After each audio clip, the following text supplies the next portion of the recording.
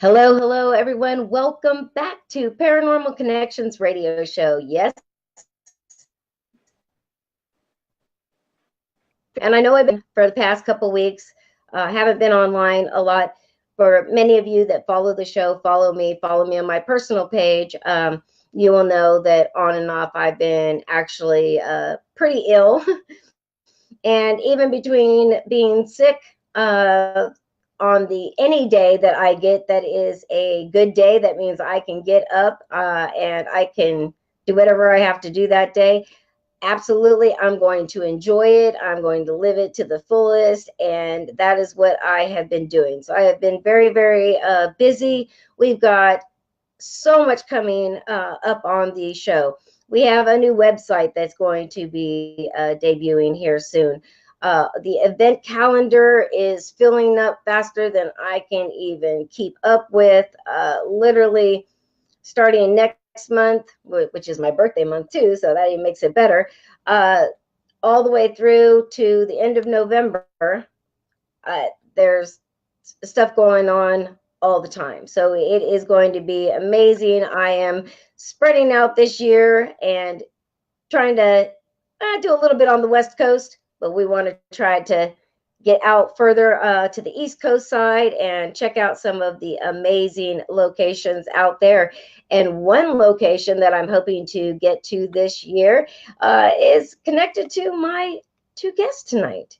So many of you probably already know my two guests, but if you don't, we're going to go ahead and, oops, hold on just 1 second, where I've got a glitch going on here.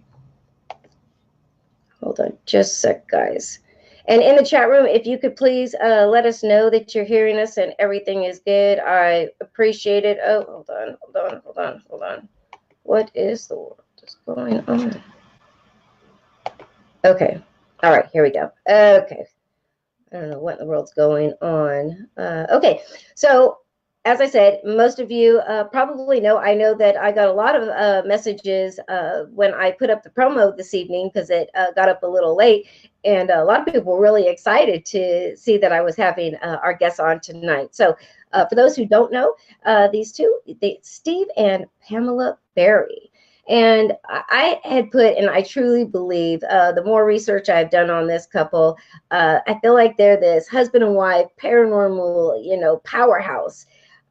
They both have very interesting stories all on their own, as well as collectively, now married. And not only is they grown up and had a lot of paranormal things go on, Steve, he goes around and lectures about his near-death experience that he had. So we're going to be talking about that as well. And they've even taken it one step further. I mean, we know that a lot of us, the paranormal is something that we do on the weekends or whatever, because obviously most of us have to have a full-time job to be able to afford to do all the investigating that we do. But our guest this week, they've actually even taken it one step further, because not only do they have a paranormal ghost hunting equipment store, the Gettysburg Ghost Exchange, very, very well known for paranormal equipment, but they also have, oh, and I just love this place, the Lookout House. And it is a haunted bed and breakfast out in Pennsylvania. And I have been looking at reviews and people who've stayed there and different things I could find online. And I will tell you, from what I understand, it is a place that you definitely have a lot of activity going on there, and it does not disappoint. But this powerhouse team, not only do they do that, but they throw all kinds of events and at all kinds of different locations. And so tonight we're going to be talking about all of this. We're also going to be answering, taking any of your questions. If you'd like to have a question you'd like to ask, you can put it and link, and you can call in possibly equipment or their lives or their events that are coming up, because they've got quite a few coming up. Tonight's the night to find all this out. So Thank you to both of you for coming on the show tonight. I really appreciate it. Hey, thanks for having us. Yeah. Absolutely, absolutely. Okay. We got plaster walls. He's going to open the door. I think we're blocking our Wi-Fi signal. Because you cut out a couple times on this. Yeah, we're good now. We should be good now. Oh, gotcha. Okay, okay, and I can hear you good over here. The house has Right. plaster walls, so it's hard for the signal to make it through the wall. Yeah, I think we're good now. We're good. Gotcha. Gotcha. Okay. All right. So, again, as a little bit of the intro, you guys have such amazing stories. You guys have been on many television programs and interviews that you guys kind of just been all over the place. But I want to kind of start back, where it first all started. And I'm going to go ahead and start with you, Pam, first, because I know with you, it started very early and for you. So you've kind of had, like me, a lifetime of paranormal experiences. So let's kind of take it back then. And when was the first time that you realized that there was something a little different and you could see things, or was experiencing things that not everybody else was? Well, I like to say I was paranormal before paranormal was cool. My grandmother, Right? Native American, her cousin was Will Rogers. So on the weekends we would have Oh, dances and we would play with my Ouija board. I mean, that is just, and I thought everyone did that. I've been having experiences since I was a child. The Constellation in Baltimore City is an old ship that was used during the Revolutionary War. I saw a man on that. There was a lady at the bottom of my grandmother's bed. My grandmother, like I said, she was Cherokee and she slept with a loaded gun under her pillow. And she said to me, wow. do not get up in the middle of the night like that because I might shoot you. And I just was like, okay, I won't get up in the middle of the night anymore because I just didn't want to see Right? what I was seeing. But I just thought that everyone was like that. Interesting. Interesting. Now, in your family, like when you would, talk about this stuff, was it something that was, welcomed? Was it something that, oh, don't talk about it? Was it just considered the quote unquote, uh, the make believe friends and, or Yeah. where did you lie with that? She's Aunt Rebecca's daughter, so because my mother was psychic, and it was just Oh, okay. known in the family. I don't know. They never really gave me a hard time, except my cousins. I had 21 of them. They would kind of rip me Right. from time to time, and but it was just the norm. I absolutely love that because, you know, uh, for me it was opposite. We were a very strict Catholic family, Catholic and school too. That's funny you say that because I didn't tell people like my friends at school that I had an imaginary friend named Joseph that I talked to with my Ouija board. I just didn't tell them.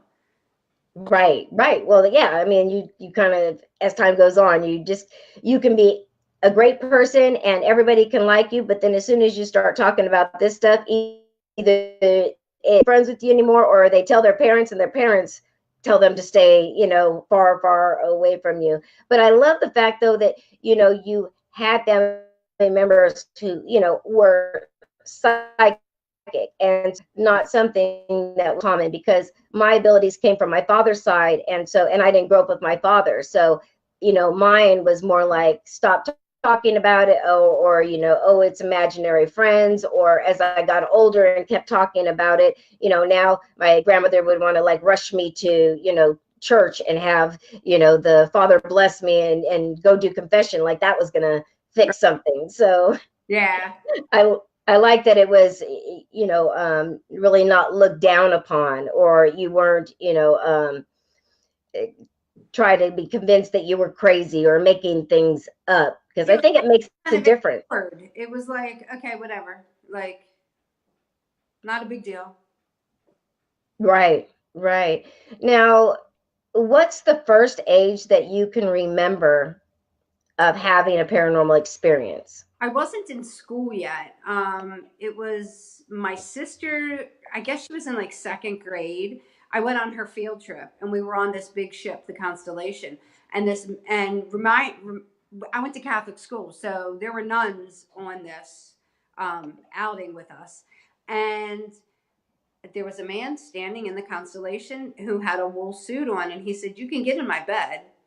And I said to him, "Okay." And I climbed up on the bed, and my mother came over and she got me out of the bed, and she said, "Stop that, you're embarrassing me." And I said, "Well, he said I could get on the bed."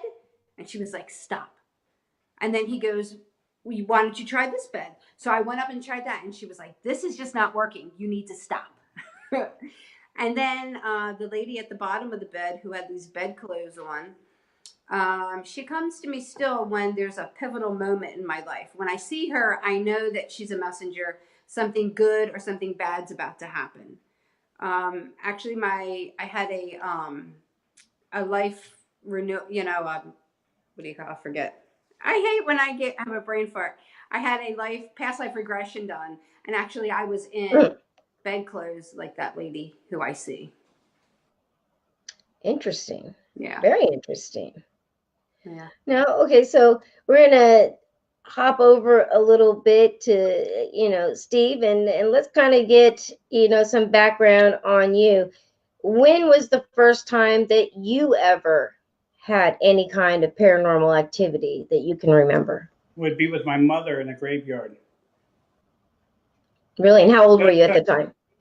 she was a member of the Audubon Society. And what they did was they did grave rubbings. A couple of people in the group that belonged to that, they decided to see who could find the oldest gravestone. So they had a contest where they went and did grave rubbings.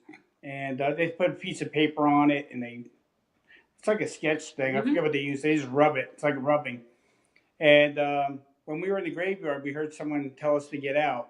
And we heard it loud, both of us. And we're like, is there someone, were we on private property? Are they yelling at? There was no one around. So that's what got, Wow. yeah. And at that point, did you have any kind of fear, or did it maybe pique an interest? It piques an interest. We weren't scared. We didn't actually leave. We just ignored it. But my mother was into horror films when she was alive. She used to let me stay home from school and say, "Hey, if you stay up late," 'cause my dad was a truck driver, so he'd be home like maybe twice a week, and this good horror movie would come up, and she'd say, "If you stay up and watch it with me, I'll just stay home from school tomorrow." Hey, that was a deal. So You're like, "Sure, Mom, I'll do that for you." So I would do that once in a while. So we hung out, we went fishing, everything together. My mother and I. So Oh, wow. yeah, she wasn't scared of anything. Interesting, interesting. Hold on, let me see.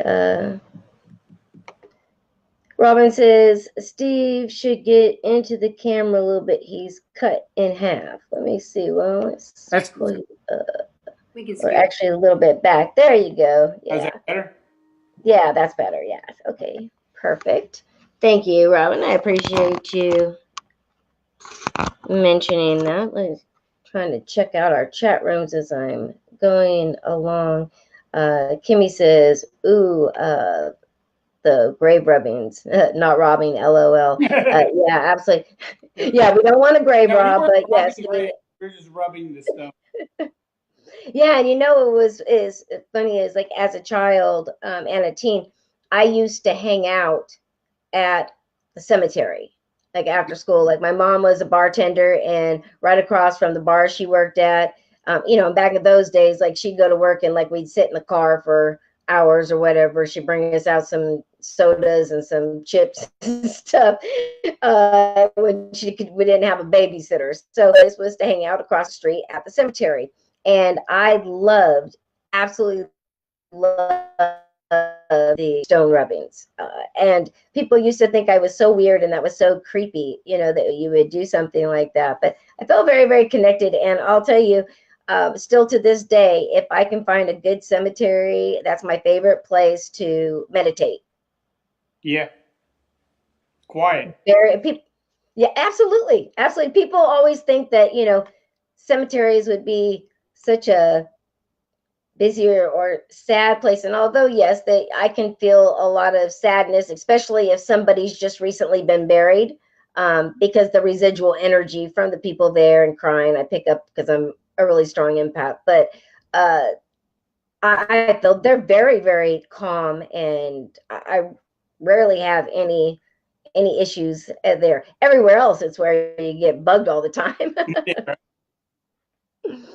All right, so all right, so you have this one experience when you're younger with your mom, and from there, where does it go from there? Do you continue to have experiences? Were they intermittent, or how did it kind of go from there? Well, actually, I just started doing my own stuff with a tape recorder, the old cassette that you stick in. I use that, and I just go around and Right. start questions and go in old buildings around that our little town we had, and did stuff on my own. Actually, my mother didn't go with me. I just did stuff on my own. Then I broke away from it for a while, but came back to it. I'd say once I was like 24, around 24 of age, I started doing it again. And then I created my own group in Milford, Pennsylvania, where I moved over to Milford. Um, that was called Dark Illusions. And I got into the Column Museum. I got into Burnbrae Mansion. I got into a lot of places over there in Milford, Dimikin, and started doing my own stuff there. And I started a team. That team ended up breaking up and ended up joining with Bob Christopher on Ghost Detectives for a while, and left Mm. that show and went to Paranormal After Party with three other guys, and we did that show for 6 years.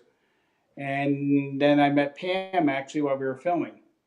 Was Wilson How, College. yeah, I was just going to ask how that Yeah, ended up connecting. yeah. We ended up we had her team on our TV show, and that's how we met. Yeah. Been together ever since. Yeah.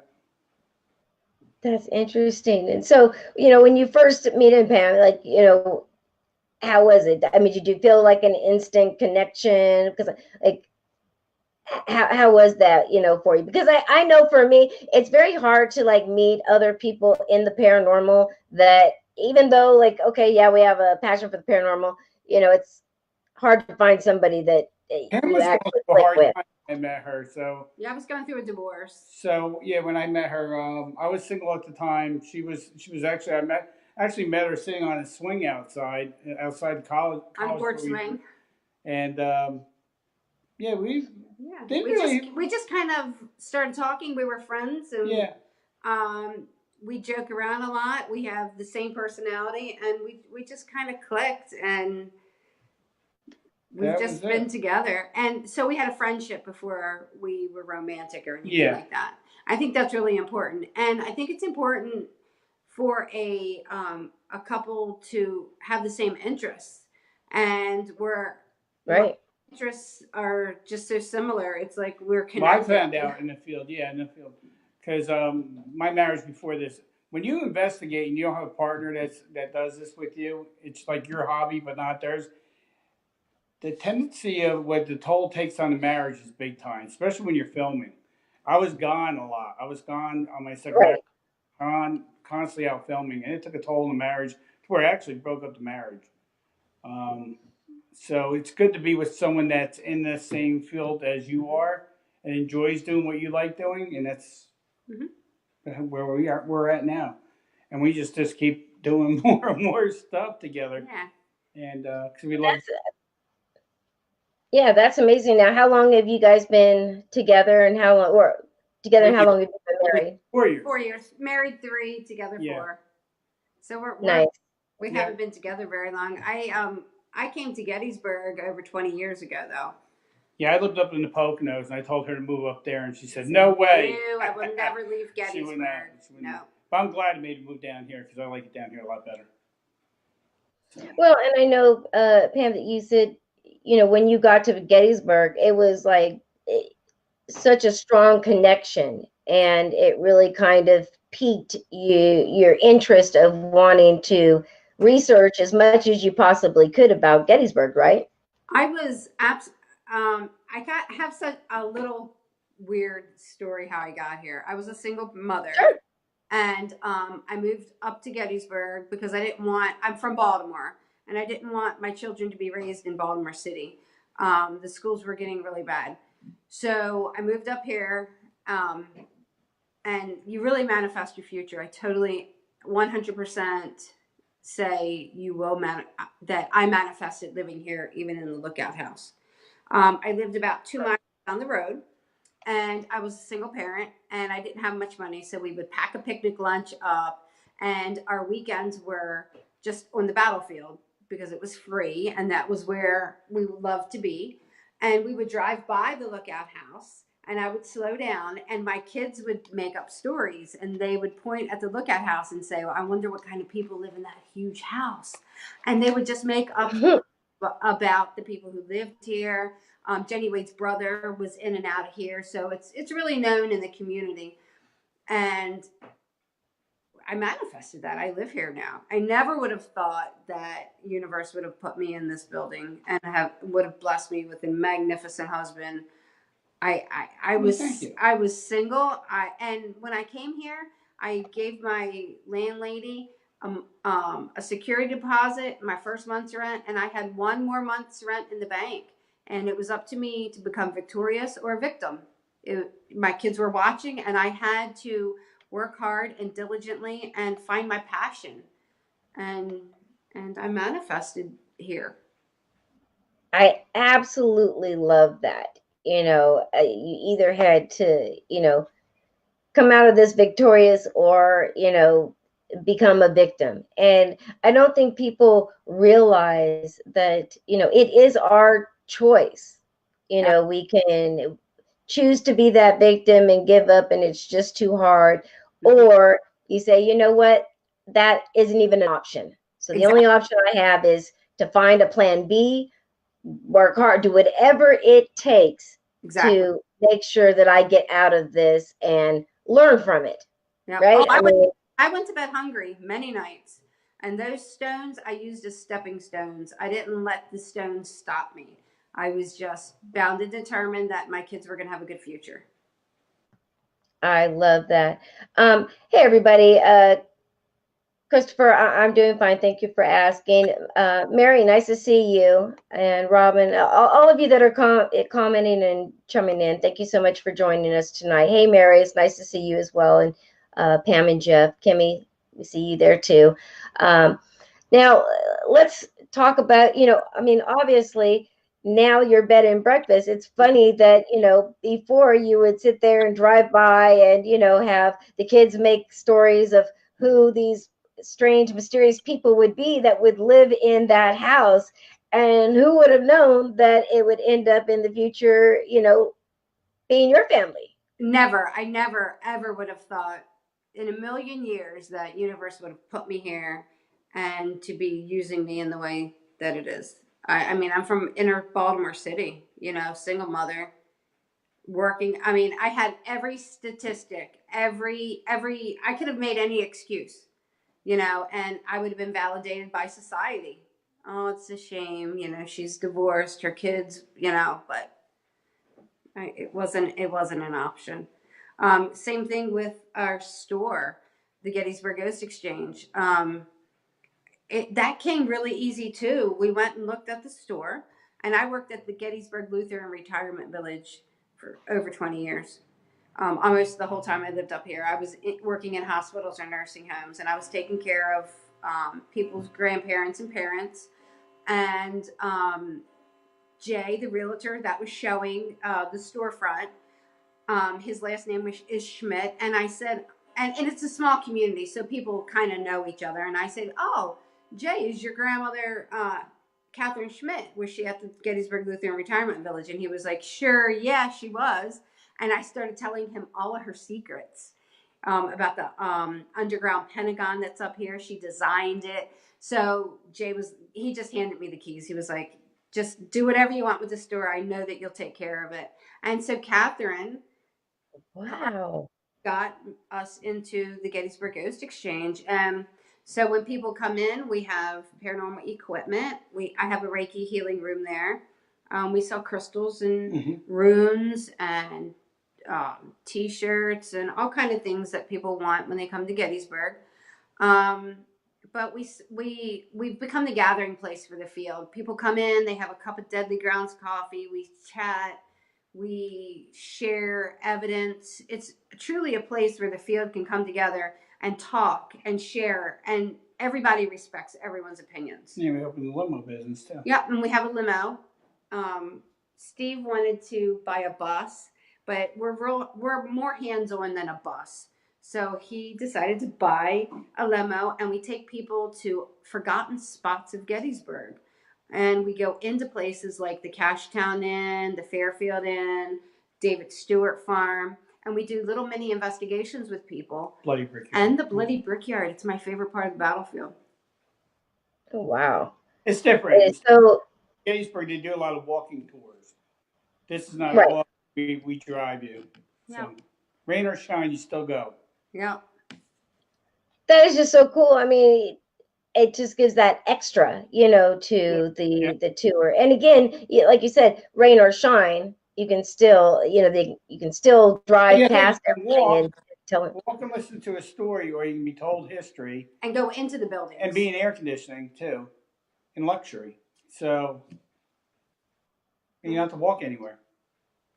Right. Oh, I think it's a great, perk to it. I mean, again, a lot of them do the walking tour. So, and I think that's what makes, different groups that do tours or different people that do these tours.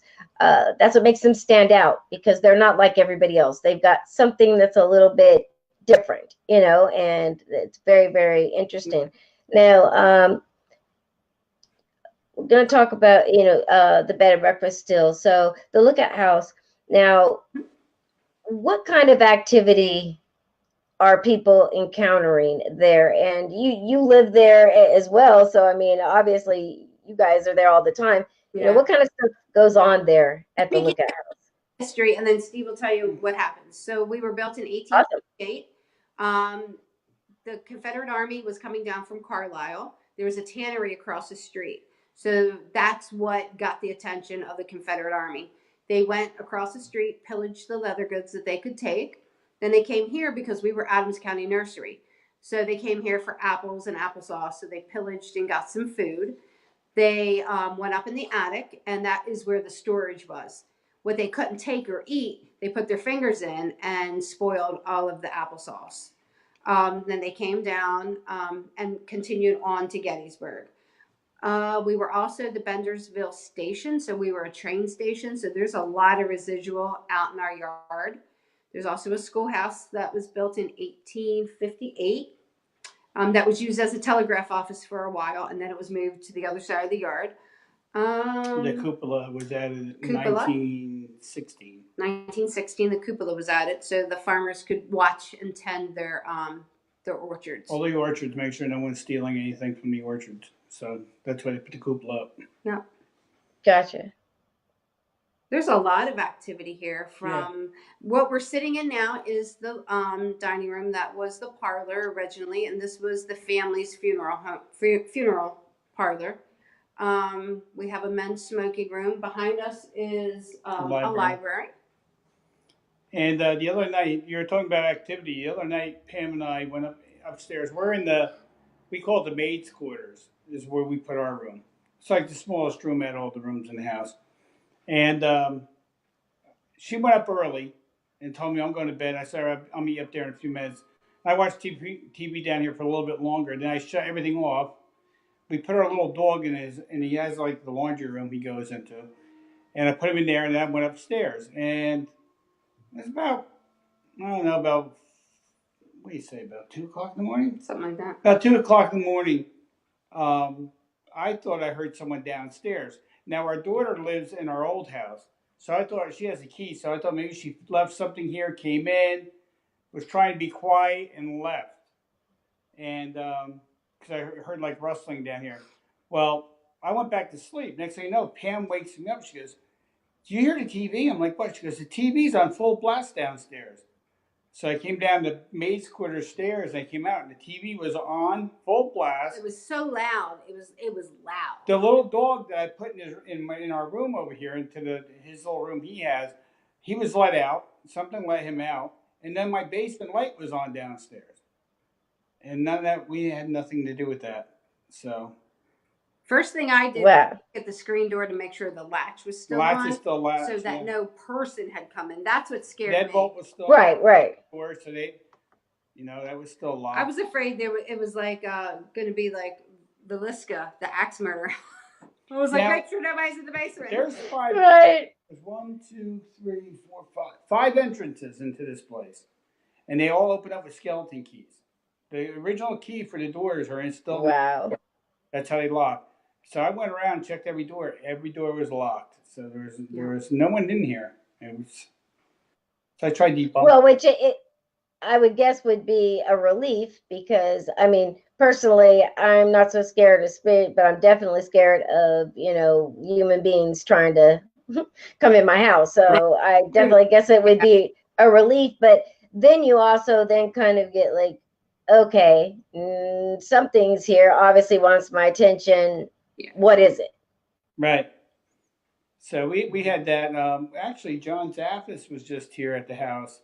What was it, last weekend? Mm-hmm. Yeah, last weekend. Yeah. They stopped in from New England, him and his friends up there, Markaville. Yeah, I saw the picture. Yeah, they came here, and John was like, "This place has got a ton of energy in it." He goes. So we had that. We had what I guess spending the night this past weekend. What did she say? Heard a baby crying or something? Yeah, one of our guests said that she heard a baby crying. We had 5 children die in this house. 5 children die? 5 children died in this house, yes. And then Oh, wow. Walker, he died in this house. Gideon, his older brother, died in this house that we're aware of. So 5 children, 2 adults so far. The energy here is like pride, like they love their home and they're watching it and there's nothing bad or malevolent or anything like that here. It's very warm. But at times, like you get, at least I do, being a sensitive, I feel like I have to cry. And I'll say this, right. Steve, I have to cry. And he's like, why? And I'm like, it's just someone else's emotions. And it'll stick with me for a little bit. Today, I was a little melancholy. And I just need to get busy and to know that that's not mine feelings that I'm feeling, that I can feel it and let it go. But the first thing we did when we came in was we introduced ourselves to the house and we said, we're going to be your caretakers. So we came in with a good intent. Yeah, well, I told the house myself. I went downstairs in the basement because that's where a lot of the activity happens. And I went down the basement, just sat there, and told the house, "Hey, listen, I'm trying to restore you and get you back to where you were at one time." And I think the houses accept us because the owners that left here, they left in fear because her husband was being attacked here, and he actually just let things go because he didn't want to do nothing more with the house because he just wanted out of here. He just wanted, he thought it was going to wreck his relationship with his wife. Yeah. So they actually bought another house and moved out of here. And they're amazing people. Yeah, they're amazing people. It's they just couldn't live here. And it is much different living in a place that's active than to go into a place and then go home. Right. Right. Absolutely. Constantly. Michelle LeBaron is saying hi to both of you and myself. And hello. Hey, Mish. It's one of my good friends too. Hey, Jackie, nice to see you out there. And Chris, nice to see you as well. Michelle, you have to come next time you're close and come spend the night. Be our guest. Yes, absolutely. And I am actually, I had talked to Pam about this, and I will actually be out in the Pennsylvania area and here probably this summer because I'm going to be traveling, doing some filming for a documentary that we're working on, and I'm definitely interested in checking out your location. Definitely seems very interesting. Now, when you moved in and you start, having all of the activity, did you start immediately investigating yourself? Did you look for some help? Actually, the first thing that happened in the house, it was actually quiet. And I was like, are they pulling our leg that this place is haunted? Because nothing was happening. And I said, well, maybe the house accepted us. So Pam ran out. I think I sent her down to Home Depot or something like that day. And I was painting. And I hear the door that you come in through the back slam against the wall, like bam, bam, bam. I'm like, all right. I'm just gonna ignore it. It's Pam coming back from Home Depot, busting my chops. And I said, let me go check. I went down. The door's shut. Nothing's open. There's no one in the house. But someone was slamming that door. And because how you can tell is I can recreate it. When you open the door, there's a piece of wood on the wall, like an old log they put on the wall, so that when the doorknob hits, it doesn't go through the wall. And that's what it was doing. It was slammed against that. Bam, bam, bam. And then I heard it shut. And I said, all right, quit joking around. I just kept painting. But I did when we And I were come down, and she's not even here. when we were moving in. I did see a man standing by the laundry Yeah, room I with his about that. arms folded. He was kind of just observing. And then the weekend before we moved in, our friend Patty was with us. Oh, you tell her about this. Yeah, This is funny. and Patty was like, "Well, I'm going to stay at the bed and breakfast," and I'm like, "Well, we have to go back over the house because we had our dogs and we just weren't moved in yet." And she's like, "Oh, I'm just going to sleep on a blow up mattress," and we're like, "Are you sure?" Now you tell her what happened. Yeah, so she stays there. I said, you're gonna be here by yourself, all right? And she's like, oh, I'm not scared of nothing. And we pulled out of here to go back to our dogs, and our other house is only like a mile away from here. So we drove over to our original house, and her phone rings. Pam's phone rings, and it's Patty's like, "Are you messing with me?" I'm like, "No, I'm parked in front of my house right now." She goes, "There's someone banging on the front door." And she goes, "I looked out the back and I could see people running around." I'm like, "No, it's not us." She's like, "Come and get me right now. Come get me right now." And you know what Steve said? He goes, I said, "No, you begged me to stay here all night." No. I said, "You're like the old Don Knotts movie, The Ghost of Mr. Chicken. Stay in the house." She wouldn't do You it. said you begged me to stay. Now now You you're stuck, stay, huh? I can save you. So we ended up coming over, getting her, and then bringing her I back. was gonna say, otherwise she'd have just been sitting on your front porch, sitting on the front porch, waiting for the morning for you to Well, the get funny thing there. is she kept calling us, but when we're at our other house, we lose signal. So we're like, she was like, "What she say? Yeah, come get." And her phone cut out. We're like she was crying. We told her, I thought she was crying. She said she wasn't. She was but panicking. She was panicking. It's Right, you're by yourself. right. So,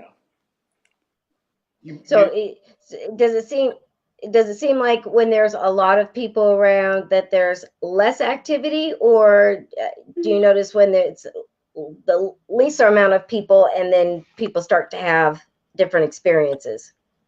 I guess late at night is when it mostly happens. Yeah. The encounters I've had were during the daytime when I'm by myself here. When I'm laying, I have insomnia, so I just lay in bed sometimes, and I Uh-huh. hear a lady coming down the hallway, and I don't hear her foot. I hear her dresses. I can hear them coming. Oh, Rubbing against the other big dresses they used to wear down the hall. right, right. Kind Yeah. of like whooshing in the. Stomping up in the attic, boom, boom, boom, boom, boom, boom. And the first few times that happened, I was like, "Steve, you have to go make sure that it's not a person up there."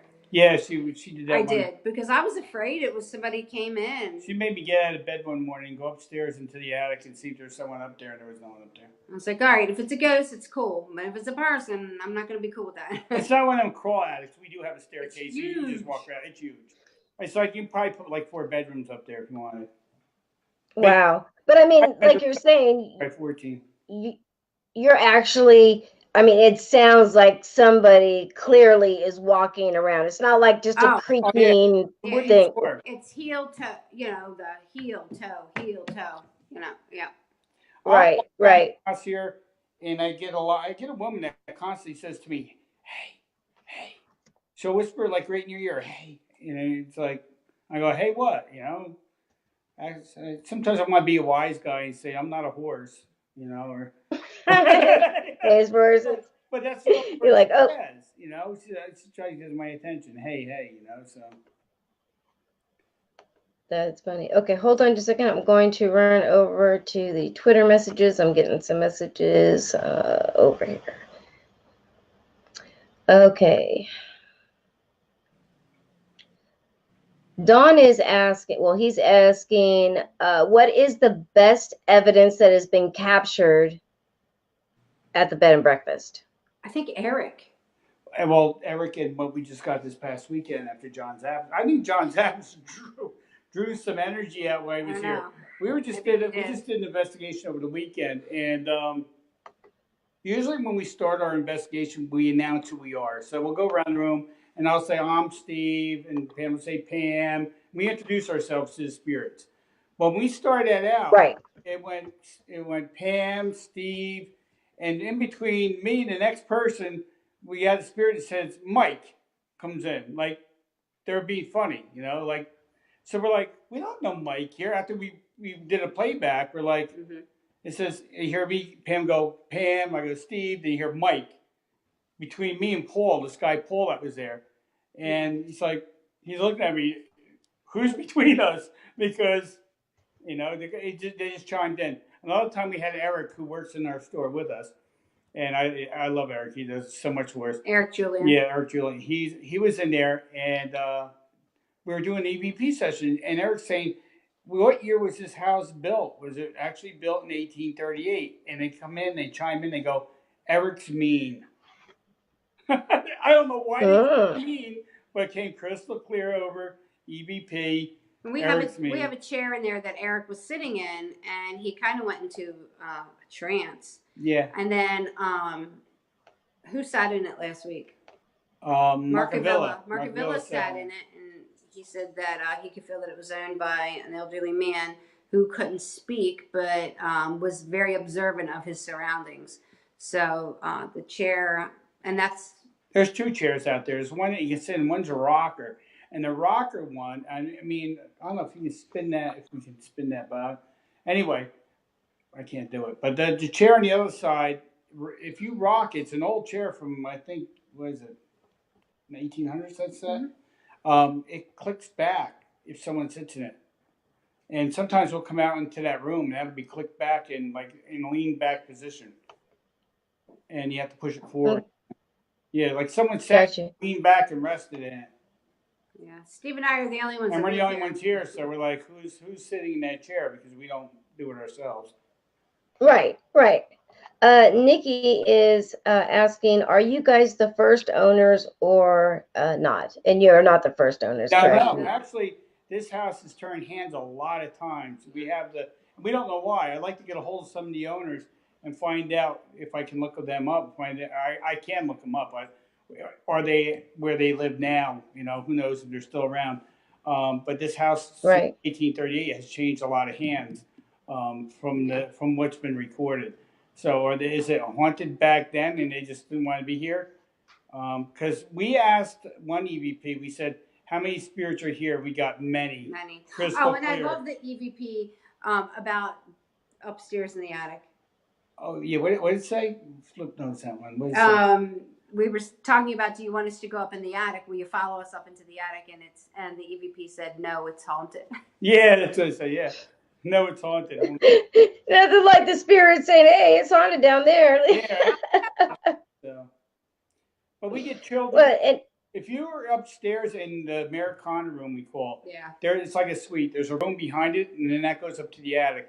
That room that's behind the main bedroom, if you sit in there and ask about, put K2 meters out and ask about the children, they'll light up like crazy. Yeah. I think that was the nursery at one time. Because when we talk about that, and that's when we get a female interacting with us in that room up there. So interesting. Yeah.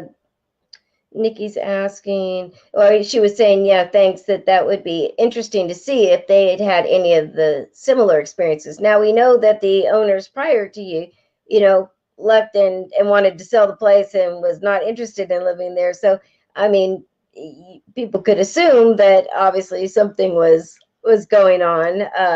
It's a beautiful home, and to want to get rid of it like that. But it would be interesting to see if you could, even if you can't find previous owners, but maybe family, because in small towns. We do have a person. We've gone over to the nursery. See, this used to be Adams County Nursery. They built the nursery right on the other side of railroad tracks here. We have a train that comes through here. Right through our yard. Right through our yard, yeah. It's so cool. It comes through at 10:30. That is cool. 10:30 in the morning, and then about 3:15 in the afternoon, like clockwork comes through. And usually it's one locomotive with like 4 cars on it. That's it. And it says Gettysburg down the side of it. It goes from the orchards down to town and then comes back. Goes through the old railroad cut. Yeah. Wow, that That's is so thing. cool. We haven't had the chance yet to investigate the property itself. Yeah. I don't believe only a building's haunted. I believe the property the building's on. Because you can have you can have a brand new house built in 2019 and all stuff go wrong in it because it's the property that's holding the spirit. Oh, yeah, Yeah. 100%. And Yeah. we've come in here to where we've went out our backyard. We're sitting on 3.5 acres. And we hear people back where the train station used to be, like they're having a party out there and there's no one out there. The only thing that's behind this house is I do have a neighbor over here and they're very elderly and they're not partying. And there's a nursery. And the only thing that's back there is trees and railroad ties, and that's about it. And we came out of the car a couple times and something goes, hey. Yeah, and she answered and she goes, hey, and they said, hey, back again. So I can't wait. They're like, what's going on? What do you want? Well, Nikki's asking, what's the best EVP that you have obtained? So far, now we've only been The here best for one 3 was months. at our store, not here. The best one we got here was probably the Eric one. Yeah, Eric's mean. That one came out. I think that was the funniest, and because he was like shocked. What did I say? Yeah. But the best EVP was that we've ever gotten was our store. Our store is haunted because it sits right on the battlefield. We're on 2 acres of battlefield. Our store is. We're right at the bottom of Culp's Hill. So well, that would make a lot of sense if you that close of your emotional roller coaster and crying, for a sensitive or an empath, to be at a location that is so embedded with residual energy, especially with the amount of loss of life that happened there. I've been invited to go there many times. In fact, I had family members on both sides that fought there. But because I'm such a strong empath, it's one of the things. It's always like, wow, everybody who goes there, they tell me, oh man, it is just overwhelming the amount of energy there.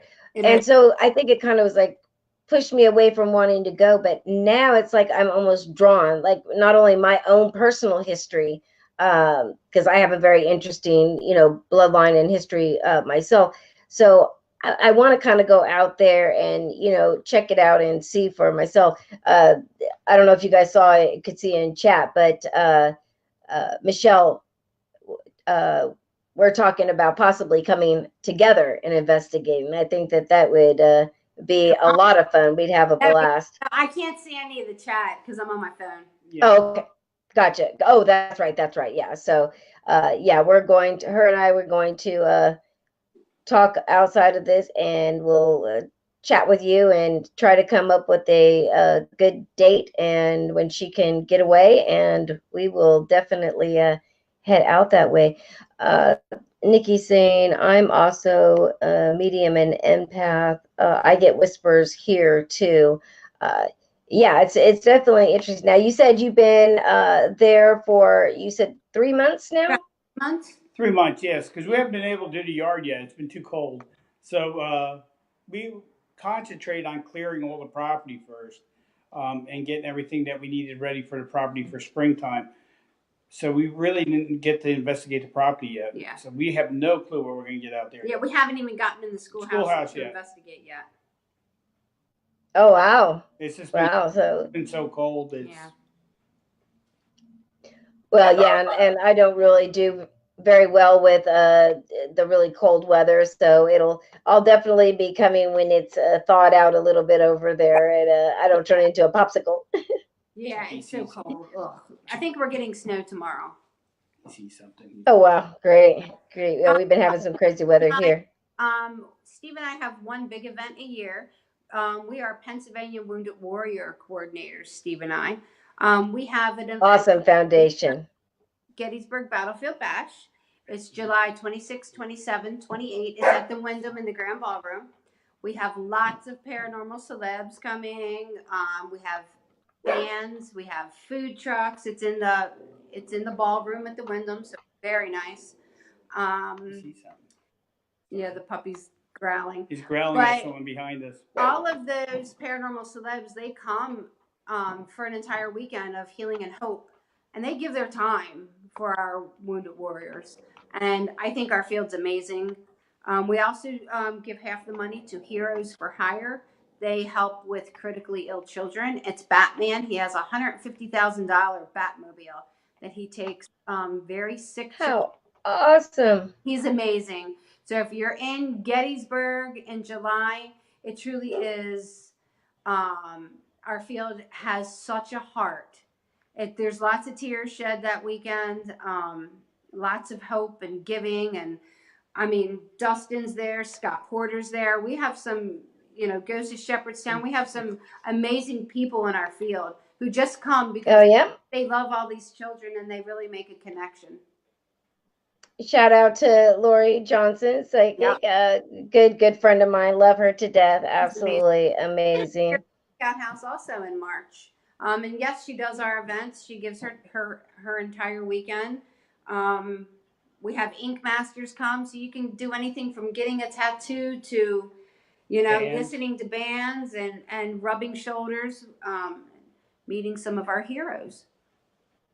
That is so amazing. Hey, Misha, you'll have to check. Maybe we have to go and check it out then, and check out this amazing event. I'll cover it for the show or something. But yeah, it sounds amazing. And Wounded Warrior. I mean, again, I absolutely love that project. The help and all that they do to give back to our servicemen is just absolutely amazing. And Your Wounded Warriors. So it's Helen Sager who runs it. She's I'm going to say the E word. She's elderly. She's amazing. She's great. Her office is right in her living room.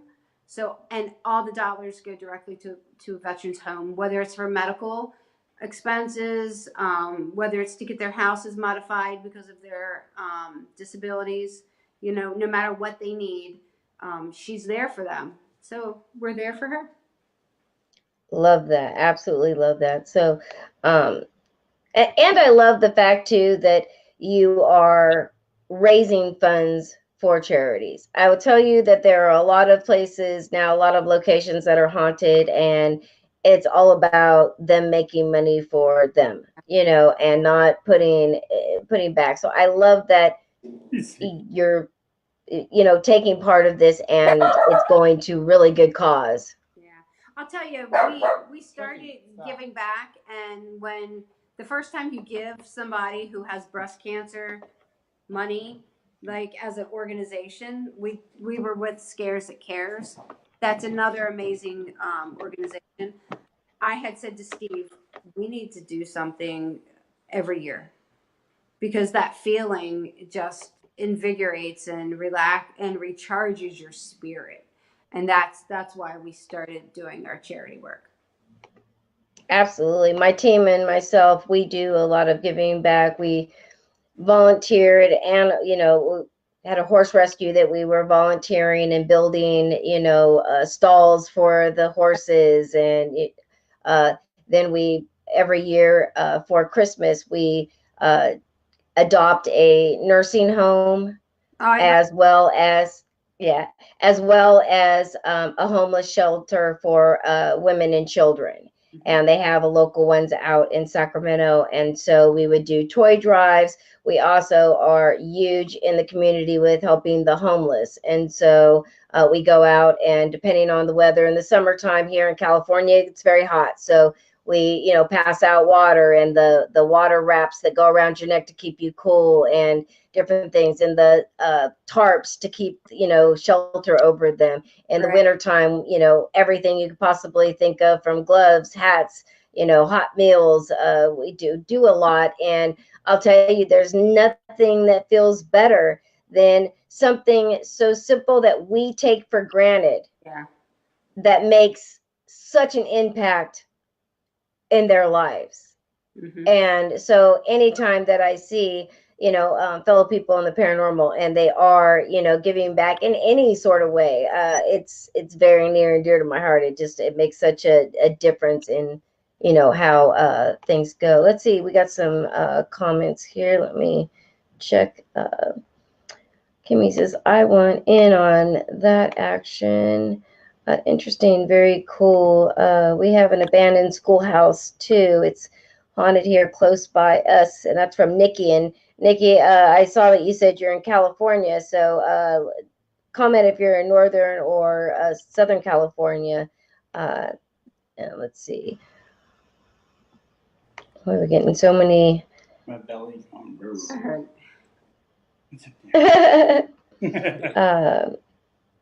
Let's see. Everybody, great show. Back down. Robin says, I think that you'll like the oldest part of Seattle. That's haunted, Christina or Pamela and Steve. I've actually been to Seattle as well as I've been all over Oregon as well. Yeah, a lot of very haunted history there as well, for sure. I want to get to California. You know why? I want to investigate with Scott Grunwald. Oh, he's not too far from here. He's a good friend of mine. Yeah, definitely come on. You can come. I'm in the Napa Valley. So not only is the whole town haunted, but there's also haunted wineries up here. And some good friends of ours do a tour. And so they pick you up on their little tour bus. And then they take you up, and it's spirits and spirits. So they do some investigating and the tour and some wine tasting. Very, very interesting. So you ever decide you want to come up? Oh, yeah, I've got connections with all kinds of locations around here for sure. Great. But I'm definitely, looking forward to come and, hanging out with you guys. It seems like that would be a lot of fun. And so now go ahead. I'm just going to grab my charger because it says my phone's going low. Sure. Oh, of course. Sure. No worries. I'm sorry. We're going to have to switch a little bit. All right. So being there just for, Go ahead. I'm listening. you guys living there for a few months already. Mm-hmm. So how is it? I mean, do you see that the activity is increasing more? Are you putting up cameras so that you can kind of monitor and see, like, what steps are you doing to kind of figure out what's going on there? We've actually We're gonna walk and move so I can plug my phone in. Sure. You'll get a little tour of the B&B. Do you want to go in the kitchen? Yeah, go. Okay. We're gonna go in the kitchen. I'm sorry. I don't mean to interrupt. No worries. And hello, Kimmy. Yeah, Kimmy says Scott is here in her hometown, and that's absolutely right. We're all friends out there. They're out in Fresno, California, and Kimmy and our other friend Chrissy, they are the co-owners of Gaia House of Healing out there, and do paranormal investigating as well. Great group of people out there for sure. So, too much light. Yeah. Is that too much light? No, you guys are okay. You sure? Okay. Yeah. Let me just get you guys sitting down so that we can see you both here. So you might want to like sit back a little bit so we can get both of you in the camera shot. You want to get chairs? So we're actually, you know what? You're probably better off over. We're just trying to figure the best angle because our phone started to die. Yeah, my phone started to die. I'm sorry. I had it. No. That's fine, and you're fine wherever you want to sit. It's just right because it's the phone. You just have to sit a little bit back so that we can fit you both in the screen. Okay. All right. We're gonna be set up here in 2 seconds. Okay, no worries. Aren't prepared. Hey, live radio. That's just how it goes. Yes. There you go. Okay. Thank you. Yeah. I charged my phone to 100% and really thought that it would be enough. Put something behind there. No, something back there. Well, I got it. Got it? I'm trying Okay. to understand. I apologize. No worries. So we're just finishing up with the first hour. We have another hour left. I mean, as well, what we can do is if you do need to leave a little early, that's fine as well. We can do it. But I do, want to be able to talk about some of your events that are coming up, because I went to your page and site and everything, and you guys have a lot of events that you throw yourself. So Our investigation spots are the Jenny Wade house. okay, We always do that on the anniversary of her death every year. It's a staple. I rent it out like 2 years in advance that day. wow, We do the Haunted Orphanage. That was an orphanage from 1866 to 1877. There's a pit in the basement where the children were put for their punishments. We get into the pit and we do EVP sessions, and there's also a courtyard that now has a roof on it. That is where the Union soldiers were buried. So we oh get wow, pretty good evidence there, and we also do the Cashtown Inn. Fairfield We Inn. do Fairfield Inn. That was not only a hospital, but it was also a birthing center back in the 1940s. So you get a variety of energy there. mm. David Stewart Farm was on Haunted Towns with Scott Porter. We do that. We're very good friends with Stephanie Maitland. So, and then we do the Lookout House. So we got some cool connections. That is really, really cool. Now, the investigations, how often do you do these? Kind of on a pretty consistent basis? Yeah, it's winter time right now. So right now I feel like I'm not working enough. But All right. we have an investigation just about every weekend. But we take small groups. I don't. I hate when you go to an investigation and there's overrun with people. We have, but depending on the size, we have 10 to 15 people. Um, you know, Perfect size. Small this way, and we work together as a group. yeah, This way, you don't have Right, like right. 7 SB7 radios going off at the same time and people walking around. And, yeah. 'cause you can't get nothing that way. People come, Right. I tell people, bring your equipment if you want, and we'll use your equipment too, so they don't feel, I Yeah. bought this equipment for nothing, I can't use it. No, you can use it. You just Right. tell me what you want to use, and we'll let you take it out of your case and go ahead and use yours. Yeah. Yeah, I agree. I think that's the way it should be. Most of the places that I investigate, or if we do an event, that's what I want is a small group, no more than 15. Because again, then you get too much contamination. Yeah. People are trying to talk, or they're using their equipment and they're listening back. Just all the different things that makes it very, very hard otherwise to obtain any good evidence. Right. I've gone to events before where they've had, couple hundred people and they just want to kind of like make it a free for all and everybody just go investigate wherever. And I'm thinking, this is a waste of money because you're not going to get anything. And anything that you do get, how are you going to be able to validate that it is anything because you got so much interference? And I think it's important to know who's in your group too. So what we do is, if it's a store investigation, like the Jenny Wade house, we meet at our store and we have coffee, conversation. Everybody introduces themselves and they become a cohesive team before we go to the investigation. And Right. say we're going to Jenny Wade's, we try to involve all of our senses. So I'm going to serve you something to eat that they would have been time period. We're going to talk. We're going to listen to music. We're going to get ourselves and involve all of our senses before we even go to our place to investigate. And then we carry that into it. Nice, nice. Now, as far as for the bed and breakfast, I'm getting a couple of things. Do you do investigations there? Yes. Yes. Mm-hmm. You can Okay. rent the entire, So you can have a private investigation. Absolutely. okay, so they can actually rent out just the whole bed and breakfast so that Yeah. they nice, nice. We have a Victorian room, then we have a 1920s Darb room, and then we have the Americana suite. So yeah, people, it's Okay. common. There's some really cool people coming to investigate the Lookout House. The Ghost Brothers will be here in June. They rented out the whole place. So I'm anxious to meet them and see how they investigate. Yes. Yeah. Very, very cool. And it seems like there's a lot of interest in it, and I think that it's probably because there's so many places out there that have been investigated to death, I Right. mean, they still, but everybody's looking for these hidden gems where they haven't already, been, everybody has been investigated. So it's something new, fresh. Are Right. you seeing that when people are going in there, and I know it's only been a few months that you guys have been there, but are you noticing that a lot of different people are getting evidence that validates what other teams have? So it's, you're getting the same, I think, type of evidence. especially if they talk about Jenny Wade's brother, it kind of connects and makes sense with the history in Gettysburg.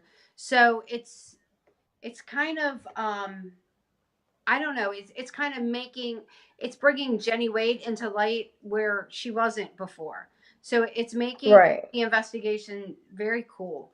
Well, the weird thing is we're getting a lot of different names too Yeah. lately than what we were getting in the beginning. Like, Henry, we'd ask if Henry's here because Henry died in the house. He was the original owner who built this. Yeah. Um, but like we got Mike the other day, we got Mhm. John. And another cool thing was when we went to the historical society and told them the house that they were so gracious. They were like, "Here, we've got stacks of history." They were like, "Here, have it." And we were like, Nice. "Thank you so much." So we're gonna have that all through the house in on the wall, along with a huge map that shows where the Confederates came and where the house was. So I think it'll get everybody in that mindset. Oh, that sounds amazing. Yeah, then It's to a have personal, visually have records to be able right? to see and validate and kind of, Right. take them back to that time. That's really cool. And there's a girl who had done her genealogy. Her name is Erica, and her and her family have really really gotten into the history of this house. So we have a picture of Lily out on the front porch, this elderly lady. So it's Oh, wow. it's not just wow, somebody might have wore this or that or might have been this way. You actually get to see who lived here. So it's personal Nice. like Nice. that. We're talking to the nursery now to get some pictures from way back when they first built this of the family that built the house, and we want to hang their pictures Yeah. in here, and if we can get a copy at least of them, Yeah. and then make them then see what activity happens Yeah. And we when have they see their own picture back up on the wall. the owner Right. house signed the basement. So it says George Bacher in the basement. So that's pretty cool. Wow. That is very, very cool. Nikki's asking, is there a cemetery there? No. Mm-mm. Not that we, not Oops. Yeah. Okay, hold on just a second. I got my chart. Just know what it is with everybody's chargers. I just had everything completely charged, and now all of a sudden, it's the ghosts. They're draining too. oh, yeah, you don't have to tell me. I deal with it all the time. So let's see here. All right, so now is there any cemeteries nearby? And how far are you away from Gettysburg? We're 10 miles. 10 miles. Okay, all right. So it's just a nice little ride in the country. 10 miles north. Nice. Yeah.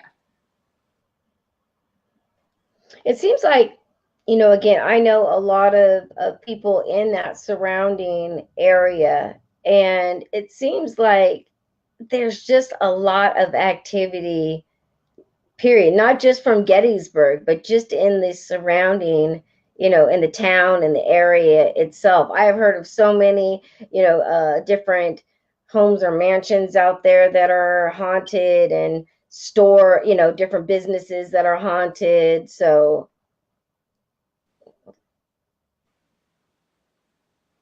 can you hear me? Yep. Uh-huh. Yeah, a ton of soldiers. Oh, okay. Yeah. Yeah. Yeah, I know. It was a mecca for years. And where are some of the places that you guys have investigated since you've been there? Outside of Gettysburg or inside? Mm-hmm. Um, Oh, both. both. Ohio State Reformatory is amazing. Well, no, she said in Gettysburg. Oh, okay. Gettysburg would Jenny be Wade House, the orphanage, the Thaddeus Stevens. Thaddeus Stevens house is amazing. Thaddeus Stevens was a lawyer, a senator. they moved his house here in 1836 or 7. Yeah. We've gotten a lot of great evidence there. The Bushman Farm, we'd never investigated, but we went there. It's right on the battlefield. You're not allowed to investigate. But a friend of ours spent the night, and we went there for dinner. It's an amazing place. Oh wow. Built in Daniel Lady Farm. I'll tell you what. There's a little bed and breakfast on the square in Gettysburg, and it Lincoln was Square, yeah. it was the morgue during the battle. It's called Lincoln Square Inn. Amazing.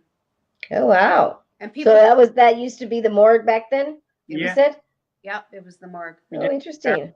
The Parrot Restaurant we did. That's in Gettysburg. Mm-hmm. What else we do? Our store. Which we have. Just walking down the Daniel Lady Farm. Daniel Lady Farm. Daniel Lady Farm. They won't let you investigate there no more either. But they were getting to be known as the Ghost Farm, and it's a historical society. Yeah. They didn't want to be known as the Ghost Farm, so they stopped all investigations. Right. But we got some. Yeah. It's funny how they'll do that sometimes. Walking down the streets of Gettysburg at 3 a.m. Yeah, there's a lot of just walking down and just snapping pictures. And you don't look. You actually take your phone or your camera as you're walking by. Don't look down the alley. Just snap a picture, and most likely you're gonna get something. It's pretty. Yeah, it was a lot of fun. So what? Great here. There's so much to do. I have. Well, Alice is asking from Twitter. She wants to know, what is your favorite location that you've investigated in that area? In this area, the orphanage. Yeah, I would say, yeah. I don't know if that might have got beat lately.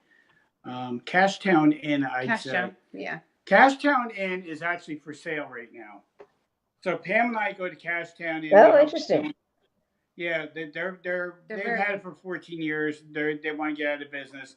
They're good friends of ours, so we've been over there helping them pack. Now the other day, Pam went over there, and Jack had said to her, Jackie, owner, says, "Can you just go up and tidy up the rooms?" And Pam says, "Yeah, I'll go up and tidy the rooms." And so I went out and I grabbed a vacuum and I started vacuuming the lower half of the building. And the lower half of Cashtown Inn has 2 back rooms. There's number 6 and number 7. There's a hallway that you can go through the main dining room, and that hallway connects to the bedrooms. And you can come into the room 6 through a front door or come through on that hallway. So I'm vacuuming. I see that back door is open to that apartment there that room. And I actually started vacuuming. I look in, and there's a person staring right at me in a white shirt, blue jeans on. His sleeves were rolled up. And I said, "Oh, pardon me. I didn't know you were here." So I just grabbed the vacuum and I left. And went back and I said to Jack's wife, Maria, I said, these guys should let me know if there's someone staying in these rooms. I was embarrassed. I was vacuuming. And I look in this guy's room, and he's just standing there. She goes, "There's no one there. There's no one in room 6. I said, "Well, who was it then?" She goes, "It had to be Jack." I said, "No, I know what Jack looks like. It wasn't Jack." She goes, "Well, there's no one in there." I said, "Well, the TV's playing in there." She goes, "Well, we were in there this morning watching some TV because when they clean up themselves, they put the news on and stuff like that." She goes, "We probably left it on." So she goes, "It had to be Jack." So we yelled, "Jack, Jack." And Jack was with Pam on the 3rd floor of Cashtown. So it wasn't Jack. So that's the best, I've ever had happen to me in Gettysburg. It was a full apparition. It had to have been standing right in front of me. Now, of course, everyone says, "Why do you talk to them?" Well, when you're vacuuming and you look in someone's room and they're standing there, you go, "Oops, I'm sorry," and you leave. You don't stare and say, "Hey, what do?" So, but it happened that fast, and I left. I went back with the owners, and there was no one in that room. That door was locked up front. There's no way someone came in or went out. They would have to go right through the inn, right past me to get in.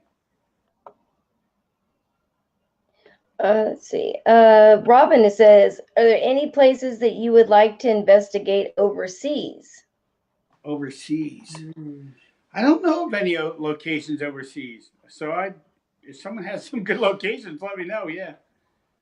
Uh, Yeah, I think I would probably, if I, outside the U.S., I think I would probably want to go to Australia and the UK. yeah, those two places Yeah. definitely.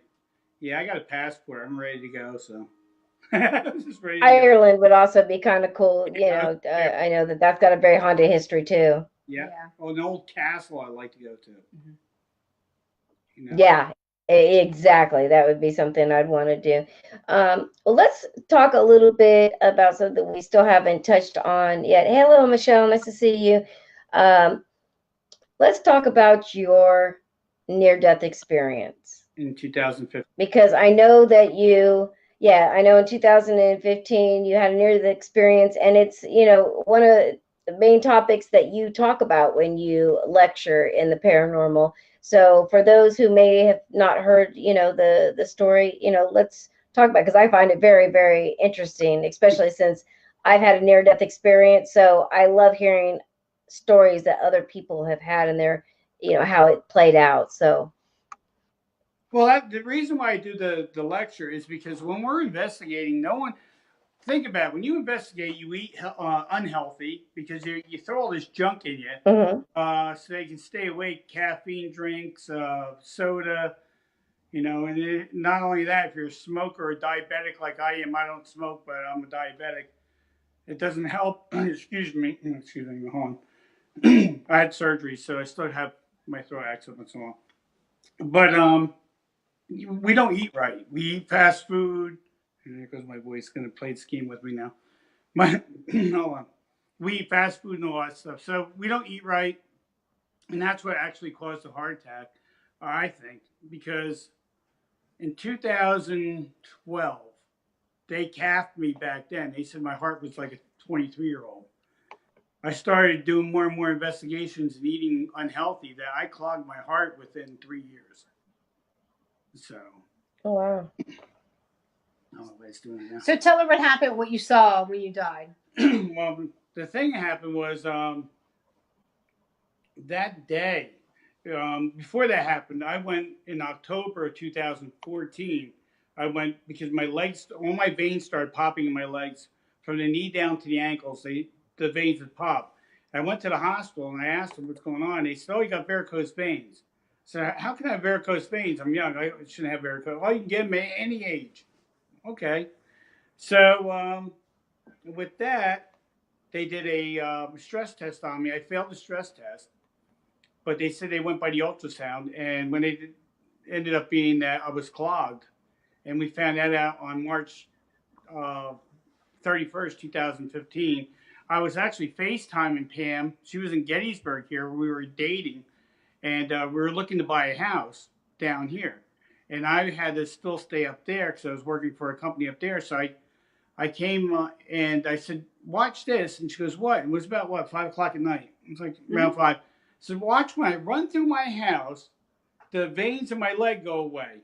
So I started running through the house, and then I look at my legs, and the veins are gone. We frozen? We there? I think we're frozen. Are you okay? You okay? Mm. Yeah, I hold it. You okay? Yeah, give me 1 second, okay? Okay.